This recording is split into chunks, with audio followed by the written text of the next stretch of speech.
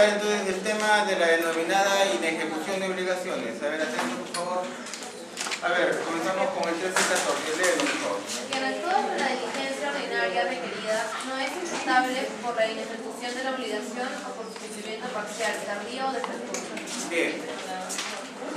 Partamos de las cuestiones básicas.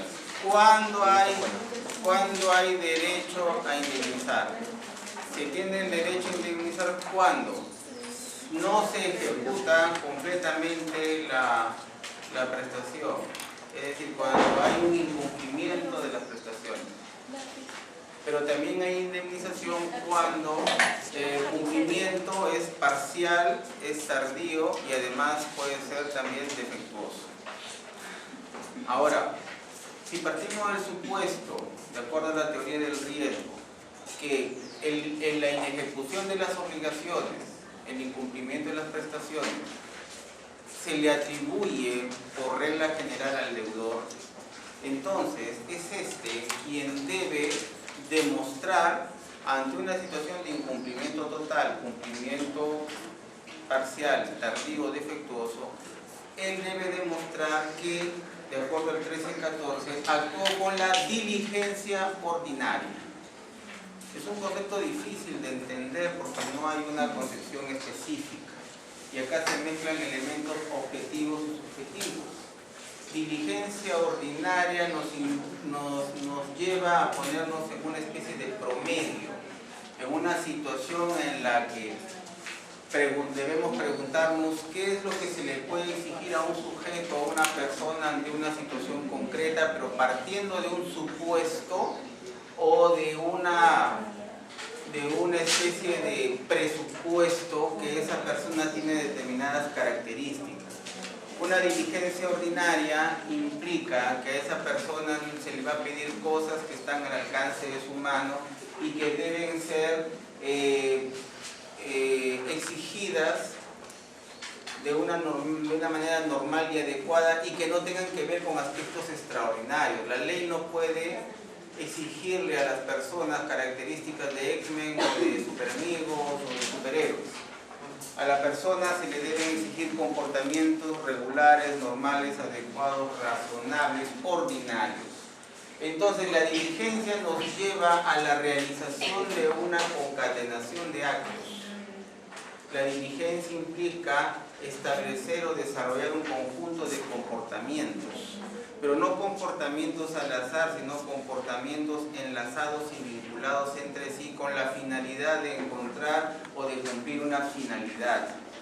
Si nos vamos al elemento subjetivo, la orientación del sujeto cuando despliega unos comportamientos tiene una finalidad, un fin, un objetivo. ¿Cuál es? Cumplir con la prestación, es decir, buscar pagar la obligación para que ésta termine finalmente extinguida.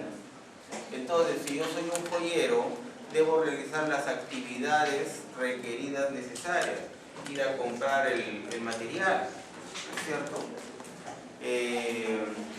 Llevar el material si es que es sumamente valioso, o mandarlo traer a través de unos comportamientos y de unas diligencias ordinarias.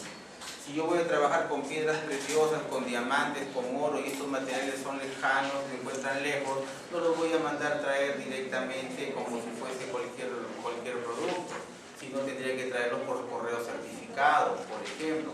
Tendría que pagar un seguro de ser el caso, ¿no? O sea, ese tipo de comportamientos son los que se requieren. Si soy un médico, por ejemplo, hay un protocolo para realizar operaciones, ¿no? De acuerdo al tipo de dolencia de la persona, los médicos han establecido una serie de comportamientos, de análisis, de exámenes previos que deben pedirse y deben realizarse antes de efectuar una operación, por ejemplo el riesgo quirúrgico.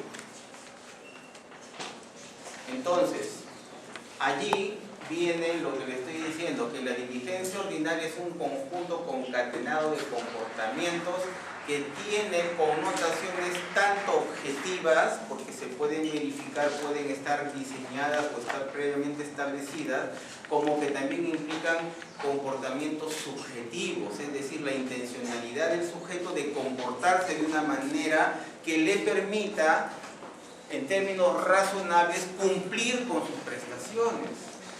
Por ejemplo, diligente implica hacer lo siguiente. Si yo sé que un determinado material si yo sé que está escaseando, por ejemplo, el mármol, para una escultura que se me ha encargado, ser diligente implica, primero que nada, tan pronto recibo el primer adelanto de la suma de dinero que voy a cobrar finalmente por la escultura, es destinar directamente esa suma o buena parte de esa suma para procurarme ese material, sabiendo que en el mercado actualmente está escaso. Eso es, por ejemplo, ser diligente. Y es una diligencia que no tiene nada de extraordinaria. Es una diligencia que se lo podemos pedir a cualquier persona. A ver si me estoy dejando entender. No le estamos pidiendo algo extraordinario. Si yo sé que ese material, reitero, es escaso. Si a mí me contratas para hacer una restauración de un automóvil y sé que las piezas de ese automóvil son escasas, entonces yo con la debida anticipación ya lo voy pidiendo. Por ejemplo, si ya celebro un contrato preparatorio con arras confirmatorias que voy a celebrar ese contrato definitivamente dentro de unos meses, un comportamiento diligente de mi parte sería con la debida anticipación ir a averiguar y pedir esos motores, esos repuestos que están en el extranjero. Eso es lo normal, lo adecuado. No se le pide, vuelvo a repetir, a los sujetos que tengan comportamientos extraordinarios, de superamigos, de superhéroes o de X-Men. No se le pide nada, no se le puede pedir a las personas un comportamiento totalmente que raye más allá de los cánones. Ahora, ¿qué se entiende por normal? ¿Qué se entiende por diligencia normal o adecuada? Ahí está la pelea. Eso va a implicar una valoración subjetiva por parte del juez. Lo cierto es lo siguiente, que si alguien actúa de esta manera y de pronto se genera una situación de inejecución de obligaciones, de una indemnización, porque no hay un cumplimiento total o porque el cumplimiento es tardío, defectuoso o es parcial, entonces llegaremos a la conclusión que la persona, el deudor, si logra demostrar su diligencia ordinaria, entonces está exonerado de responsabilidad. Quiere decir que la causa de la inejecución de la obligación no le es imputable a él, sino puede ser imputable a sucesos externos a las personas o vinculadas a las personas conocidos como caso fortuito o fuerza mayor, o puede ser directamente imputables a terceros, pero a esa persona no. Entonces, partiendo del supuesto que el 1329 asume que ante una inejecución de obligaciones el responsable es, por regla general, por presunción, el deudor bajo el atributo de la culpa leve, entonces al ser demandado este a su vez en la contestación deberá acreditar, si es que desea o lógicamente estar exonerado de responsabilidad, acreditar que el incumplimiento no es imputable a su persona, porque actuó con la diligencia ordinaria requerida. Esa es la situación. Eso nos lleva entonces a otras situaciones para demostrar la falta de responsabilidad del deudor a partir del siguiente artículo. ¿Qué dice el siguiente? 13.15. Caso fortuito de fuerza mayor es la causa no imputable consistente en un evento extraordinario, imprevisible e irresistible que impide la ejecución de la obligación o determina su cumplimiento parcial, tardío o defectuoso. Bien, el caso fortuito, fuerza mayor, ¿cierto? La doctrina tradicionalmente ha dividido que las situaciones de caso fortuito son hechos de la naturaleza. Por ejemplo, terremotos, maremotos, deslizamientos, ¿no? Epidemias de origen no humano. En cambio, la fuerza mayor se refiere a eventos humanos, sociales, como una revuelta, ¿no? Como una guerra, como, no sé, pues una rebelión, una revolución, ¿no? Motines, brotes de violencia, atentados terroristas, por ejemplo.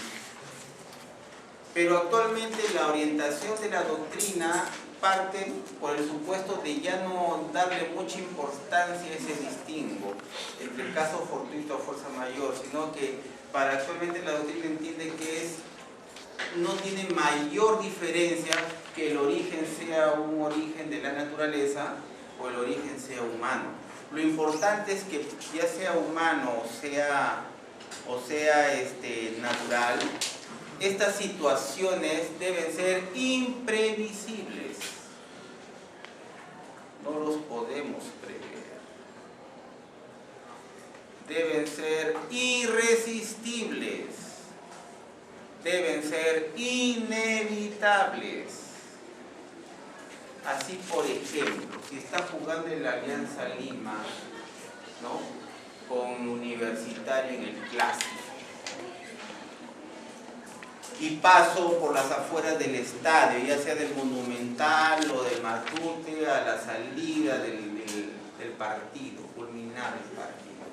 Saben que salen esos vándalos y que empiezan a apedrear, a robar, y como consecuencia de ello, yo que voy manejando el carro de un amigo mío que me lo ha prestado, ¿no?, resulta este automóvil apedreado, malogrado, magullado, deteriorado. ¿De acuerdo? Pregunta: ¿soy o no soy responsable? ¿Por qué? Porque era previsible. Está bien, pudo haber sido irresistible porque ya estoy en medio de la turba, pero era previsible. Voy caminando por la carretera, pero voy conduciendo por la carretera en este periodo de lluvias, y especialmente ahora que sabemos que hay fenómeno de niño. Y donde normalmente no llueve, ahora llueve. Y donde normalmente no hay truenos ni relámpagos, ahora los hay. O los va a haber dentro de poco. Y de pronto dejo un carro aparcado en plena costa y de pronto hay un aguacero, y hay, como el año 83 hubo, me acuerdo mucho, hubieron relámpagos, hubieron truenos, algo que inusitado, pero hubieron. Y uno de ellos le cae al automóvil y lo avería o lo destroza. En estas circunstancias actuales, 2015, diciembre, verano del 2016, fenómeno del niño. ¿Soy o no soy responsable? No es previsible, ya estamos previendo desde varios meses atrás. Es previsible. Si hubiese ocurrido en otro año diferente a este, convenimos en que sí, no es imputable. Por eso digo, no es tan fácil, cuestión de hay que analizarlo con detalle en las circunstancias. Tienen que ser imprevisibles, irresistibles, inevitables. ¿Qué debió haber hecho yo en el caso del culminado el Clásico? Si yo sé que por ahí va a haber disturbios, yo no voy con el automóvil por ese lado. ¿No es cierto? Es obvio, ¿no? O sea, es evitar. Así que hay que tener mucho cuidado en esas circunstancias. Entonces, hay situaciones de caso fortuito, fuerza mayor, que implican situaciones que son no imputables al deudor, y por lo tanto determinan que la obligación sea inejecutada totalmente, o si es que es cumplida, sea cumplida parcial, tardía o defectuosamente. En estos supuestos del 13-15, obviamente el deudor tampoco es responsable, porque se ha sucedido lo que en su momento comentamos, la denominada fractura causal. Se ha roto la causalidad entre la acción del sujeto con el daño generado, porque este daño ha sido generado por un evento irresistible, imprevisible, inevitable, y no por causa de la acción u omisión del deudor. Entonces ahí tenemos en el 13-15 una situación que eventualmente el deudor puede hacer valer y tiene que demostrar al momento de hacer frente a una demanda por indemnización derivada de la responsabilidad civil contractual. ¿Qué más sigue? 13-16. La obligación se extingue si la prestación no se ejecuta por causa no imputable del deudor. Hasta ahí, viene primera regla. Si la causa es no imputable al deudor, entonces, atentos, la obligación se extingue. Esa es la regla general. pero esta regla general tiene sus propios presupuestos específicos o supuestos que difieren de esta regla general. ¿Por qué? Porque si esta causal es no imputable es cierto, como regla general, la causal implica que si se da una situación no imputable al deudor, entonces normalmente la obligación debería extinguirse. Sin embargo, hay situaciones donde esta situación de incumplimiento no imputable es temporal o es indefinida. Y ahí eso nos lleva a los siguientes párrafos. ¿Qué dice? Si dicha causa es temporal, el deudor no es responsable por el retardo mientras ella perdure. Sin embargo, la obligación se extingue si la causa que determina la inejecución persiste hasta que al deudor, de acuerdo al título de la obligación o la naturaleza de la prestación, ya no se le pueda considerar obligado a ejecutarla, o hasta que el acreedor justificadamente pierda interés en su cumplimiento o ya no le sea útil. Claro, porque la causa de inimputabilidad puede permanecer en el tiempo. Entonces, puede ser que por una causa no imputable, porque faltan algunos materiales indispensables para la edificación, esta no se lleve a cabo. ¿Estoy de acuerdo? Pero una vez eliminado esa situación no imputable a mi persona, yo como constructor, como deudor, ¿qué hago? Procedo inmediatamente a cumplir la prestación. ¿Estamos de acuerdo o no estamos de acuerdo? Claro, cumplo. En cuyo caso lo que dice la ley es que ese periodo no imputable simplemente implica como una especie de lapso que no se tiene en cuenta y que los plazos tendrán que volver a retomarse cuando desaparezca la causal no imputable. Por ejemplo, una prohibición de importar ciertos materiales, o por error una autoridad administrativa hizo un embargo indebido de esos materiales que fueron importados. ¿Sí me dejo entender? Entonces, hasta que termine el procedimiento administrativo para que se dilucide que fue un error del Estado, de la administración, hacer ese decomiso de estos materiales que fueron debidamente importados, pasan 3, 4, 5 meses. Pero al terminar ese tiempo, ¿me dejo entender? Lo que entendemos es que entonces esos materiales ya liberados ya permiten, al desaparecer la causa no imputable, ya le permiten al deudor cumplir con su prestación. Pero ahí viene el tema, ¿qué tanto debe durar esa causa no imputable? Por eso es que este artículo nos da algunas reglas. Una regla consiste en que desaparecido el deudor puede cumplir la prestación. Lógicamente ese periodo que en suspenso queda suspendido para, lógicamente, las contraprestaciones. Si dura 2, 3, 4, 5 meses, a su vez el acreedor está también totalmente justificado que no cumpla con las contraprestaciones de los pagos. Pero también es cierto es que, de acuerdo a la naturaleza del título de la obligación o de la obligación, también es cierto que demora, que si bien es cierto puede ser por meses, por semanas, pero son determinantes para que o bien el deudor ya no se considere obligado o bien el acreedor ya perdió interés. Entonces, si yo busco, contrato a un sastre, por ejemplo, para que me haga un terno, pero de acuerdo a un diseño italiano y con una tela que tengo que importarla directamente desde el extranjero, y me voy a casar en enero del 2016 y la causa no imputable supera esa fecha, puede hacer que desaparezca.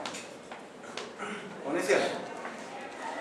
Pero el hecho de que desaparezca esa causa no imputable implica que, teniendo en cuenta la naturaleza de la obligación con una fecha fija para casarme, obviamente yo como acreedor de ese terno, ya no tengo interés en que el deudor cumpla. O en su defecto el deudor tampoco se puede sentir ya obligado a cumplir con esa prestación, porque ya pasó la fecha. pero la causa no imputable para el cumplimiento ha subsistido por encima de esa fecha o más allá de esa fecha. No es culpa ni de uno ni del otro. Por eso es que en esas circunstancias, si bien es cierto, cuando la causal es temporal pueden darse dos situaciones: desaparecida la causal no imputable, y si hay un interés tanto para el acreedor y del deudor, entonces simplemente se continuará con el cumplimiento de las prestaciones y contraprestaciones.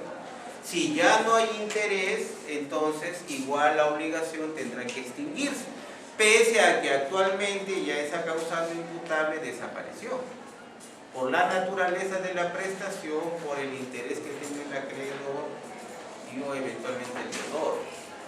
También eso mismo ocurre cuando por estas situaciones uno se ve obligado a cumplir parcialmente. Entonces, hay materiales que yo requiero para cumplir la edificación de 3 pisos de acuerdo al estipulado en el contrato, pero hay situaciones no imputables a mi persona porque esos materiales son importados, no llegan, hay problemas en la llegada, pero eso permite que yo solamente cumpla con la prestación no a 4 pisos sino a 2. ¿Qué ha sucedido ahí? El cumplimiento ha sido parcial. En ese supuesto, creo que sigue más adelante. ¿Qué dice? También se extingue la obligación que solo es susceptible de ejecutarse parcialmente si ella no fuese útil para el acreedor o si no estuviese justificado interés en su ejecución parcial.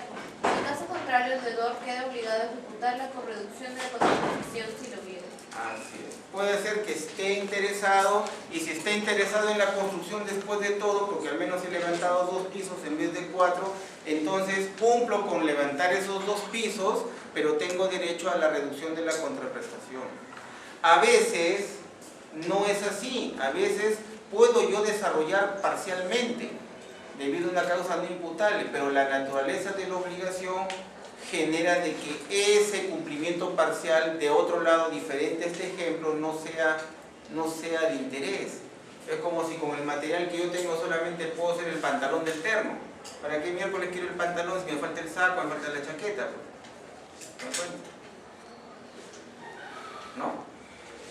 O me has contratado para hacerte un automóvil, pero no llega el motor, ¿no es cierto?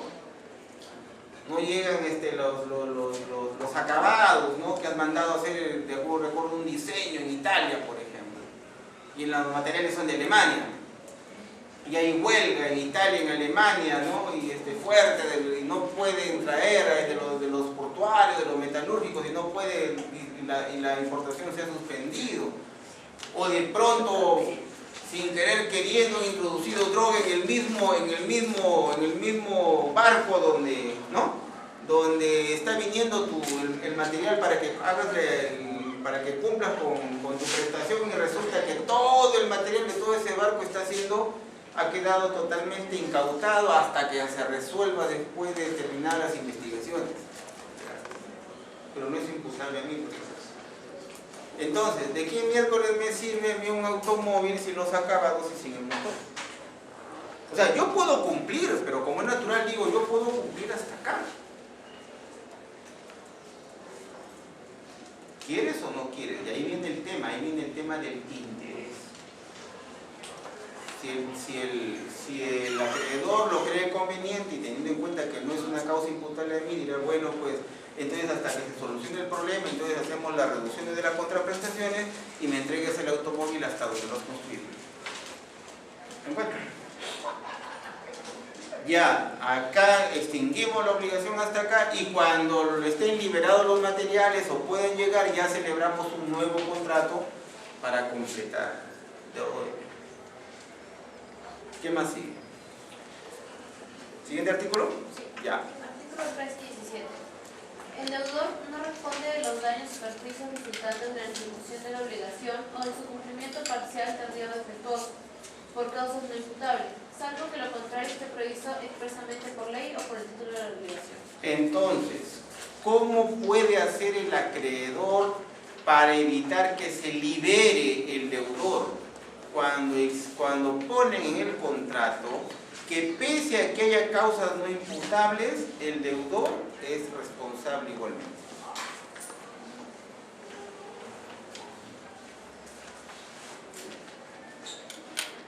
O sea, la ley permite el pacto en contrario. Si ustedes no ponen este pacto en contrario, entonces el deudor ante la verificación que se debe a una causa no imputable como caso fortuito o fuerza mayor, entonces se verá liberado de la obligación y ésta se extinguirá sin derecho a indemnización. Por eso que una manera de evitar eso es que se pacte que el deudor, aún en supuestos de causas no imputables a él asume la responsabilidad. ¿Eso es de locos? Sí y no, porque también a cambio de eso, el deudor también está, lógicamente a cambio de eso, el deudor normalmente cobra una contraprestación dineraria importante. O sea, va a cobrar bien. O sea, eso es un riesgo, digamos, así calculado. ¿Qué más? Ejercicio 18. Dolo. Procede con dolo quien deliberadamente no ejecuta la obligación. Ya, acá hay mucha discusión acerca del dolo. El dolo en términos generales es identificado con la malintención, con la fe, con la mala fe, con la perfidia. Y hasta podría eventualmente haber podría haber hasta algunos no entienden cuál sería la diferencia entre un dolo civil con un dolo penal. La doctrina, pese a toda esta discusión, mayoritariamente, porque sigue siendo un tema discutible, mayoritariamente entiende que dice, ¿qué es lo que dice el 1318? Procede con dolo quien deliberadamente no ejecuta la obligación. Procede con dolo quien deliberadamente no ejecuta la obligación. Entonces, ahí hay que distinguir lo siguiente. Primero, que para que exista dolo civil debe haber una intención volitiva, o sea, de la voluntad del sujeto de no cumplir con la prestación. Yo soy consciente que cuando tomo la decisión de no cumplir con la prestación, ahí quiero que entiendan esto, ahí hay una diferencia. Para algunos, soy consciente y deliberadamente lo hago para generarle un perjuicio al otro, o soy consciente que estoy violando un deber de cumplimiento. O sea, necesariamente para hablar de dolo que sea castigado con indemnización en la vía civil, obligatoriamente debe haber una intencionalidad de causarle perjuicio al otro. La mayoría de la doctrina peruana considera que no. Simplemente se trata de la intención deliberada del sujeto de no cumplir con su prestación, pero que ello implica tomar conciencia que lo que está haciendo es incumpliendo con un deber asumido contractualmente. O sea, no se exige, como en el caso del dolo penal, la intención de ocasionar un perjuicio generando el delito. No. Si hay perjuicio, si hay intención de perjudicar o no, eso desde el punto de vista del derecho civil no es indispensable para que genere una indemnización en el ámbito civil. O sea, ahí no estamos, lo que busca la doctrina es evitar el exceso de subjetividad, porque si no, un abogado hábil podría lógicamente eludir la responsabilidad diciendo, sí, pues está bien, no hay duda que no ha cumplido, efectivamente no ha cumplido, pero no ha quedado demostrado que quiso necesariamente causarle perjuicio. Y como ustedes no me han demostrado que efectivamente no tuvo la intención de causarle perjuicio, entonces está liberado mi patrocinado de la indemnización civil. No es eso. La deliberación en el incumplimiento de la obligación no necesariamente, que normalmente esté acompañado con el deseo de causar perjuicio, ese es otro tema. Pero no es una condición sine qua non o indispensable o necesaria para que sea calificado como dolo. Lo único que la doctrina exige es que el sujeto deliberadamente, voluntariamente, sí es cierto, llegue al convencimiento y a la decisión de no cumplir. Y siendo consciente por ello de que está violando un deber de cumplimiento. Si eso va acompañado o no con una intención más profunda, más psicológica, de generar necesariamente un perjuicio, eso ya en el ámbito civil, en la doctrina generalmente aceptada, ya no va más allá. Eso ya no lo toma como muy relevante. Basta nomás con la deliberación y la intención del sujeto de incumplir la prestación, de no ejecutar la prestación a la cual está obligado. Nada más. ¿Sí me puedo entender? No necesariamente está acompañado con la intención adicional de causar perjuicio. Porque no toda inejecución obligatoriamente causa perjuicio.